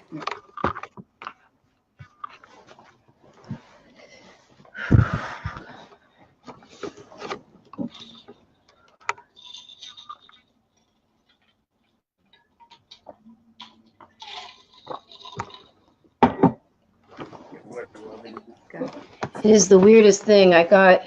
This is like the second time that this has happened where I get this crazy like pain that goes like right into the middle of my forehead, and it's just like almost paralyzing. I'm like, Lord. You okay though now? Yeah, I just took my medicine. Hold on just a second. All right. So Michelle's saying I've had many near NDEs soon after birth and actually died once from a widow. I'll tell you about it sometime. Um, yeah, guys, I'm okay. I'm sorry. I hate when this happens and it's on live radio. Um, okay. Um, so it seems like with near death experiences, I mean, a lot more people are experiencing them. And when you had your near death experience, did were you taken to a specific place? Were there other people around Yeah. you? Uh, can you explain like Well, what where you found yourself? the first time I passed away was in the ambulance. They were taking me down to give me nitro, and when I passed away, they when I passed away the first time, I saw like was like a photograph book. It's like your life flashes in front of you, but it only goes back as far as you can remember. Like no one can remember when they were 3 or 4 years old unless something traumatic happened to you. But it was flashing. It was going three, like when I was 4 or 5 years old. I saw when I had my first car, animals I had, and it started going faster and faster and faster and faster. And all of a sudden, I woke up and I was flipping like a fish in the ambulance. They go, "Whoa, we just brought you back," and they're holding me down. And the first thing I said to the paramedic was, "Why'd you take me out of my dream?" And he's like, "What?" And so that's the first time I had passed. Um, I passed 3 times in the ambulance, and this third time I passed, actually, I went to a gray area. Um, I guess we call it purgatory. I guess. Yes. It was, if you look like around you right now, your ceiling and all, that it's gray. Right. There's no Right. trees, there's no buildings, there's nothing. And the weirdest thing is, I looked down at my watch on my arm, and the face of the watch was missing. The watch band was there, but the face was Mm-hmm. gone. So, and where the face was, I can see my skin. And I Oh thought that wow. was weird. And I knew I died 50 times. I actually was shot back 53 times. So I was dying every like 30 seconds in the hospital, and they were shocking me. I'd wake up, I tell them, when you die, you ever stand up really fast, you get a head rush, and you're like, whoa. Right. All Right. Right. right, imagine you can't control it, and you're laying down, and you get that head rush, and you just pass out. So when I'm laying down, I feel that head rush coming up. I tell them I'm gonna die, and they were right there with the paddles, just waiting. So I was telling them every time they shock me back. I go, ooh, is this going to happen again? It happened again, like every 30 seconds. Well, I remember one time waking up and she was cutting my shirt off, and then I died again. But when I was up there, my shirt was back on me. Everything that was supposed to be cut off me was back on me. So I believe when you pass with the clothes you were in, because I remember seeing exactly what I was wearing. Um, when you walk, you ever skim a rock in the water and it makes those ripples? Well, when you walk, Right. it ripples out, and when you stop walking, it goes whoop that fast, right back to your foot.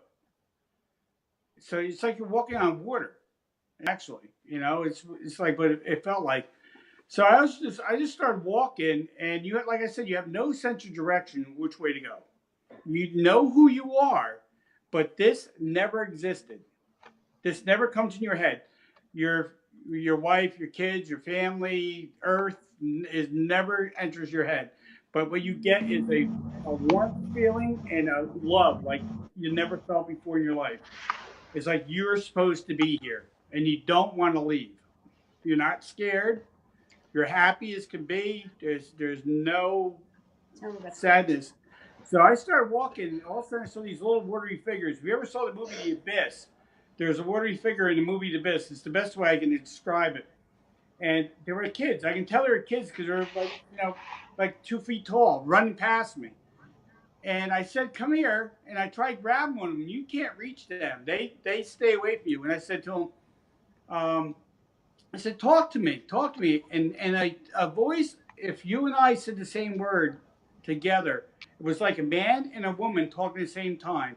They said, "We can't talk to you." And they laughed and they ran away from me. And so I said, "Okay, well, enough of this. Now where do I go?" So remember, you have no sense of direction. So I just turned my body like 100 and like maybe 90 degrees, 45 degrees. And I started walking in that direction. And then I came up to angel wings. not the full angel, there's wings floating. And I say it's the fingers of the wings because at the bottom of a wing, of an angel's wings, they're all different sized feathers, so it's jaggedy. And there was big ones, sets of them, big ones, mediums, and smalls, and then a real tiny ones. So I think it was each size, like all the way down to a baby, floating all over the place. And if you went to touch it, it would go woof away from you. But no, nothing was said.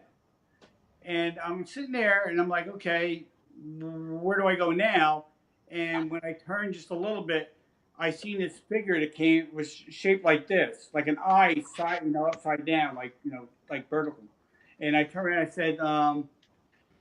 I said to him, what can this be? And it just came right at me. And everyone says there's a big bright light. When this thing opened up, it just opened up. It's like a doorway. Opened up. There was a dim light in there, not a big bright light, but a figure came walking out into it. And there's a real tall figure, and it spoke to me. And it says, "I come to you because you believe in me. You're a part of me, my kingdom. Let them know I'm with each and every one of you. My love never dies. Now go." And I'm saying to myself, "Go where?" And the only thing I think of is turn my back towards this figure and walk. And I did. And next thing you know, I woke up in the cath lab. And I see a pink mask and a blue mask looking down at me. And they're saying something to me, but I couldn't hear them. And next thing I know, I'm back up in that purgatory space again. And I hear a voice. I'm looking around. I hear a voice go, "I told you to go." I didn't have to come back, you know? So next thing you know, I'm back in my body.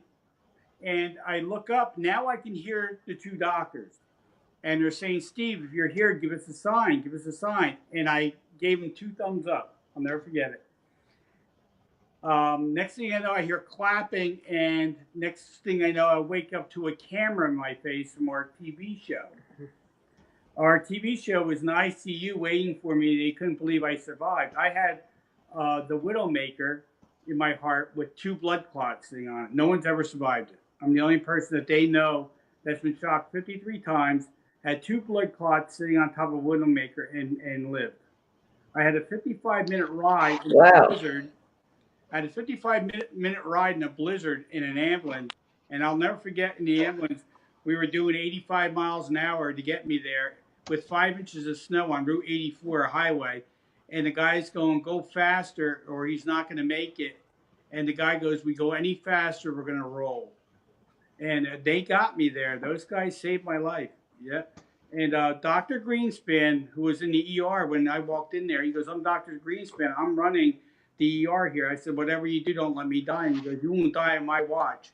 And when I woke up in my bedroom, well, my hospital room, there was a note on my nightstand from him saying, "I told you I kept my promise." Dr. Greenspan, he signed it. He came into my room, and so he kept me alive. He kept his promise. "You're not going to die on my watch."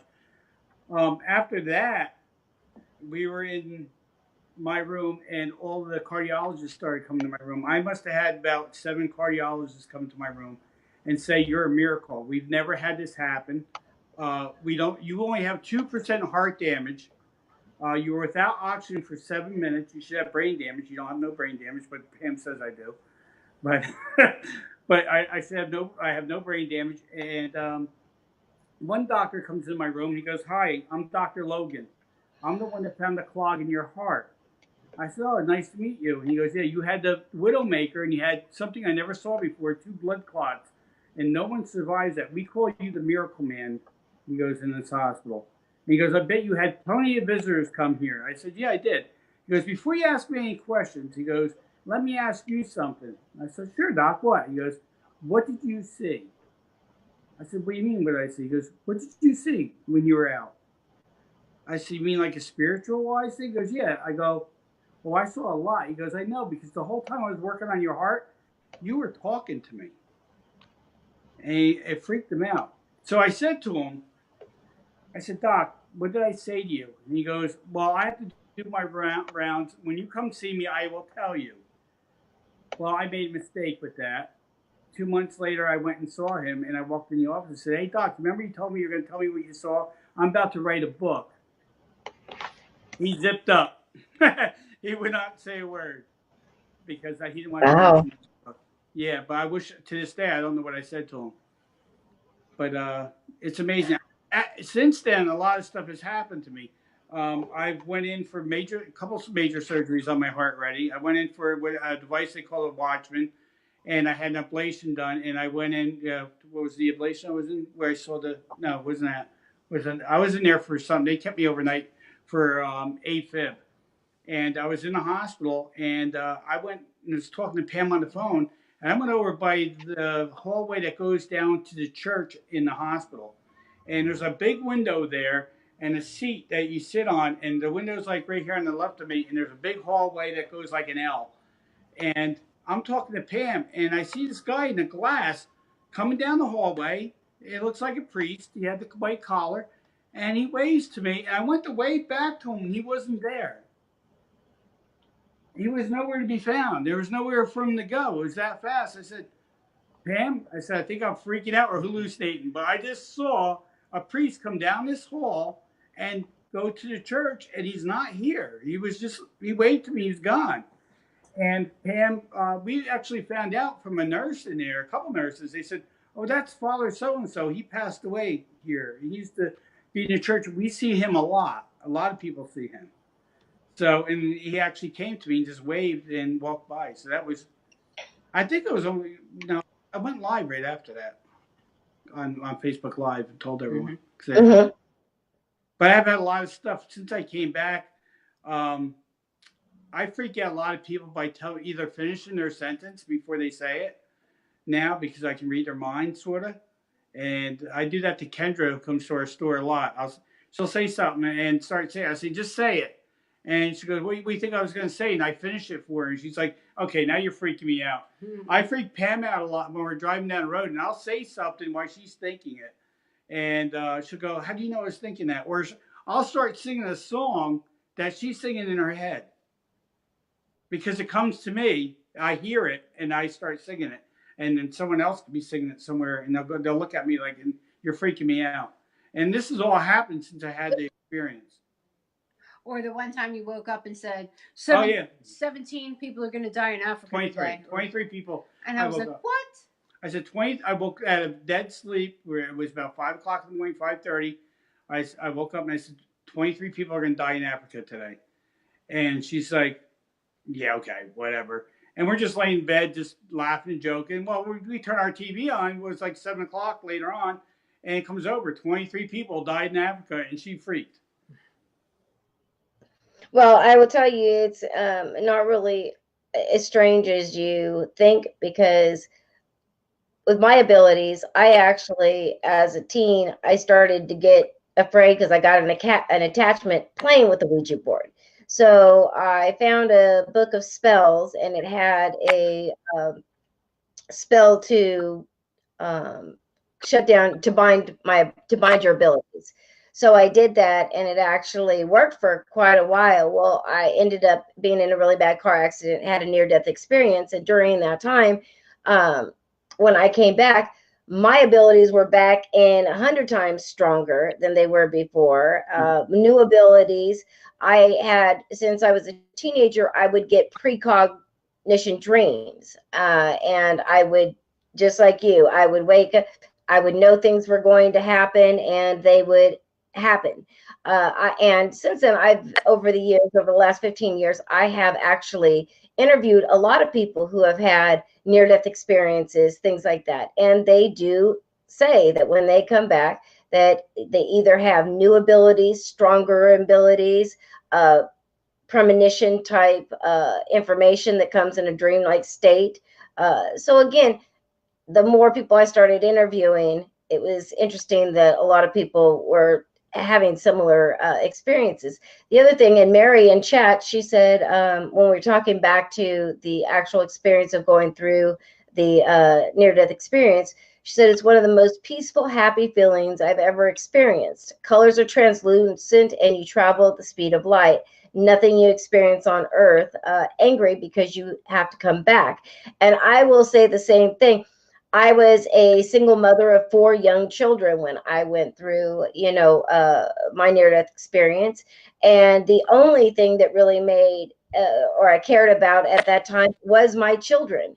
And during the near death experience, I never once even thought about, them or me not coming back, how that would, cause pain for my children or anything. I was in such a euphoric state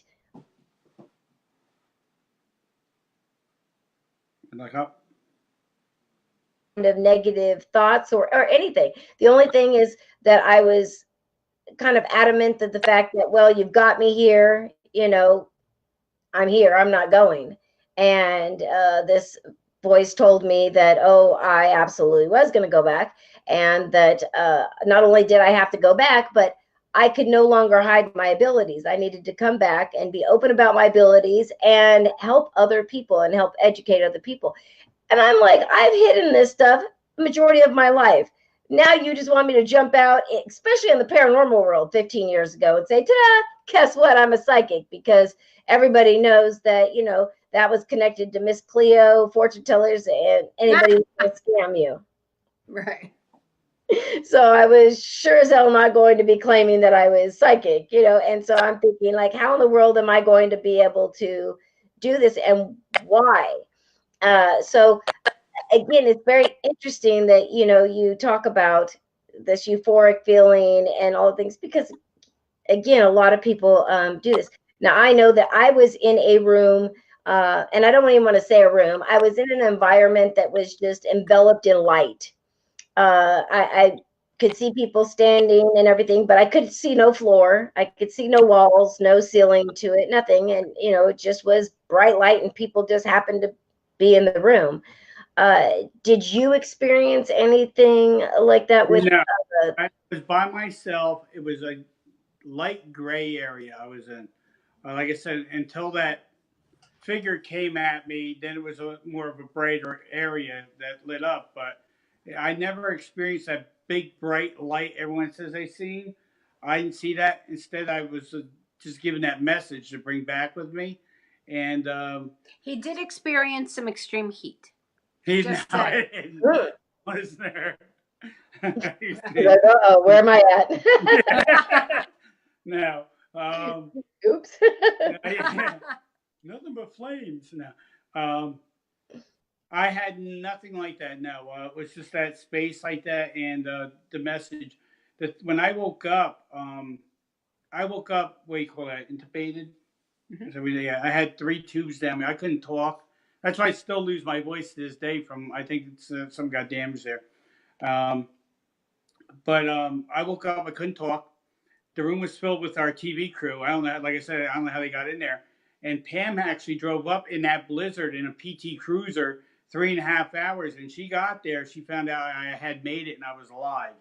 Um, I couldn't talk to her, but I wanted a pen because I wanted to write down what I saw. And my daughter was in the room, and the nurse wouldn't give her a pen. She goes, "He can't write nothing. He's like got medicine in him. He's all drugged up."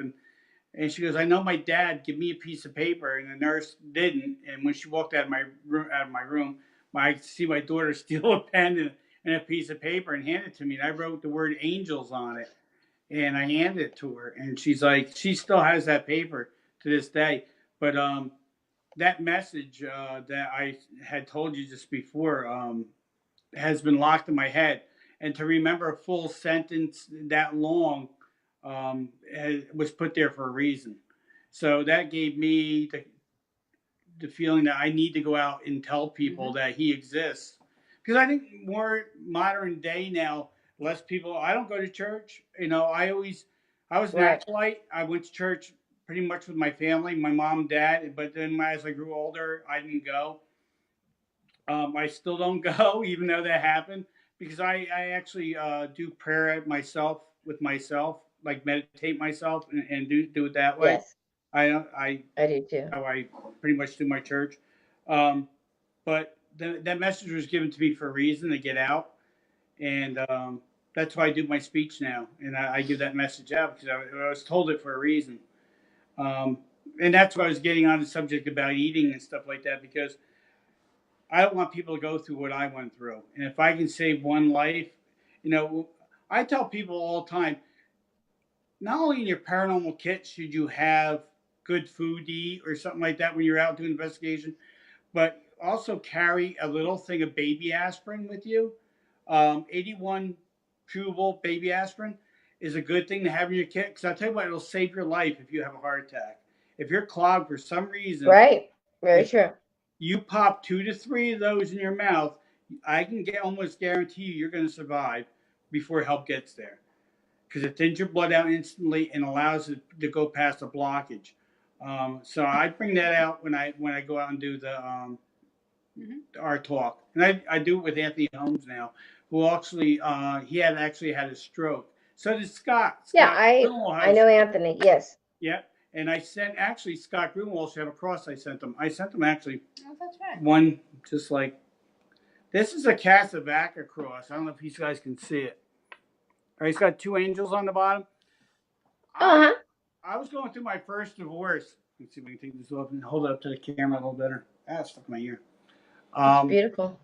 yeah, this I found in my garage in a box when I was going Really? through my divorce. Yeah, I was moving out of the house, grabbing my belongings, and I went through it. And my ex-wife, I said to her, "Is this your cross?" Because it's in my box, and it still had some of my stuff that that I never opened when I first moved in.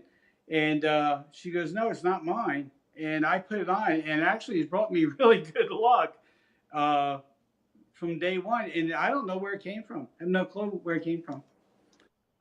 So it was meant. Well, obviously it was meant to make it to you. It was laying in the bottom of that box, and the weird thing is, it was my stuff, but it was actually a packing box I got from the packing store. So I don't know if I never, you have to put it together, the box. So I don't know how it got there. Still to this day, I don't know how it got there. But it doesn't leave me. It stays on me all the time. Okay, hold on I'm just checking out the comments. Yeah, Mary says, I don't go to church either, but I pray. And Dreamer says, I don't go to church, but it doesn't stop me from praying for others to be healed and feel better. I just noticed she wasn't feeling well. Wish you're healing. Oh, thank you, Dreamer. I appreciate that. And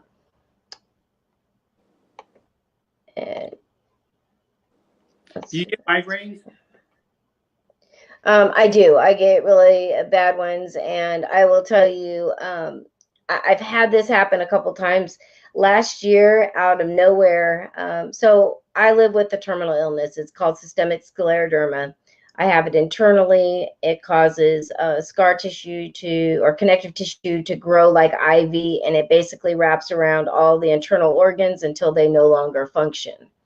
And so it's an autoimmune illness. I've no immune system, and just some really weird stuff had been happening like over the last year. And all of a sudden, last year I started just having seizures out of nowhere.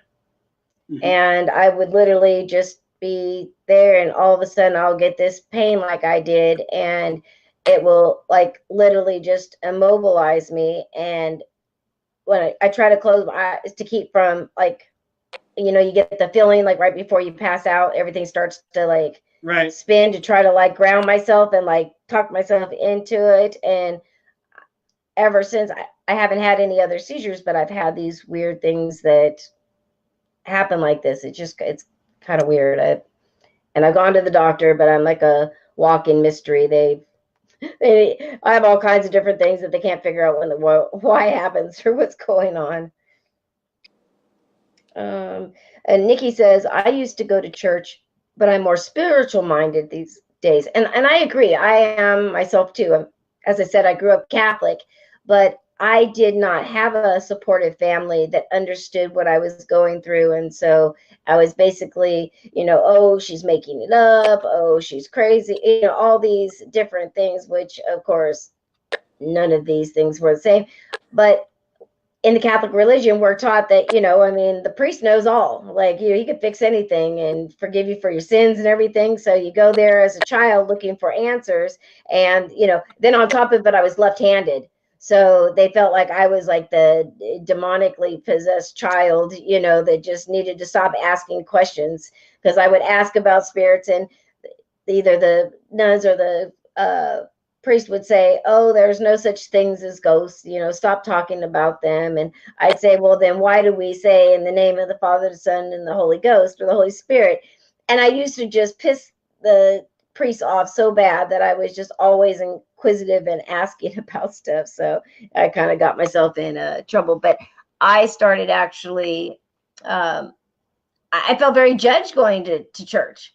So I ended up just I knew how to pray, and I would just do it at home. And I just never really worried about, actually going, to the church itself. And I actually was kind of like on this mission at one point to try to like find what, do some research on all the different religions and see like where I fit, but I didn't find any. So I just figured, okay, I'm just, step back and I'll just be spiritual. Look up Lilydale. Yes, well, I actually knew a psychic medium that lived in Lilydale, and I know that you have a connection with Lilydale as well. Isn't that right, Pam? Yeah, we're going to be teachers this year. Oh my gosh, that's amazing. Got my healing mastery from Lilydale. It is life-changing. Lilydale Yes. is just everything that you would think in our field that spiritualism should be. Yeah, well, I know that, and it's a little community for people who don't know about Lilydale. You can look it up, but it's a whole little community of people who have psychic abilities and different abilities. A very close knit community, and I'll tell you, they had the right idea. Back in the days when it was very taboo to talk about, having abilities or psychic, being a psychic. A group of them said, screw it, we'll all live, and we'll make our own little community, and we'll live amongst each other. And that's exactly what they did, and it is going strong. Dan Aykroyd's a member of Lilydale, so quite often you'll go and you'll see Dan Aykroyd. Oh, how cool. There's just some amazing people. What an honor that is for you to be able to teach there. Oh, it is a dream come true. We're excited. August 29th, I'll be teaching. August 29th is our class. Okay, let me just, if there's any other questions, guys, go ahead and post them below. We've got about 10 minutes left. So for people who are listening, if they want to reach out to you, they want to book a room at the bed and breakfast, they want to book out the whole bed and breakfast for, a private investigation, anything like that, or one of your other investigations, where should they contact you at? There's a couple places. We don't have our website up for the Lookout House yet, but our Facebook page is up, the Lookout House. Or you Airbnb, or you can look up the Gettysburg Ghost Exchange. That's our website. Or you can call us at 717-420-5791. Leave a message. That's our store number. Or you can send me a Facebook request, Pamela Berry, Stephen K. Berry. Awesome. And the Outlook House is, I have all the links in the promo, so you can go and check out. Then you can go in their tag. You can check out their pages, ask to connect with them. But I will tell you, I am definitely looking forward to coming out and spending a weekend and checking out the place in person. I think it's going to be amazing. That's awesome. All right. Okay, guys. So we're going to go ahead. Yeah, we are going to go ahead and wrap up. So Thank you all so very much for joining us tonight. I will be back on Wednesday night from 7 to 9 p.m. We'll be on Top Secret News. I'll be discussing the updates on the precog dreams that I've put out, all the updates, and there is a lot of them from around the world. So we'll be talking about that. Also, keep a watch on the Facebook page. We're going to be rolling out a lot more of the events for the event that I am doing in Las Vegas in November. So it's going to be movie. We're going to be doing the horror movie premieres. We're going to be premiering paranormal investigators evidence videos. We're going to have escape rooms. There's going to be scavenger hunts. There's going to be DJs. There's workshops, speakers, you name it. It is going to happen there. And altogether on top of it, we've got the whole hotel to ourselves. Very haunted place in Las Vegas. And great thing is you can get your general admission tickets right now before they sell out. They're only $20, and that's just to get you in the door. Now, if you want to do the investigations or different packages, there will be additional tickets that you'll be able to get. But I will tell you, when I was being told all of the prices for tickets, boy, oh boy, anybody's used to going to paranormal events and paying an arm and a leg. Not going to happen here. There is so much that is involved. You're going to be able to come. And the documentary that I am involved in will also be debuting. So we are going to be out with Haunted Routes with Matt and Gil. And we are actually going to be doing some other investigating. I am headed up next week along with them to Virginia City, and we're also going to be doing some filming at the Haunted Winery in Napa Valley. So stay tuned to the page, and as always, have a great day. Paranormal for us, absolutely normal. And so if you love these topics, make sure to join us next week. I will have Sean Austin and from the Demon Files. He's going to be talking about what he's doing now and some of the craziest demonic cases he has taken on. So, all right, everybody, thank you so much for listening to Paranormal Connections radio show on the UPRN Talk Radio Network, 107.7 out of New Orleans. Have a great week, and I will see you Wednesday and then next Monday. Good night, everybody. Good night.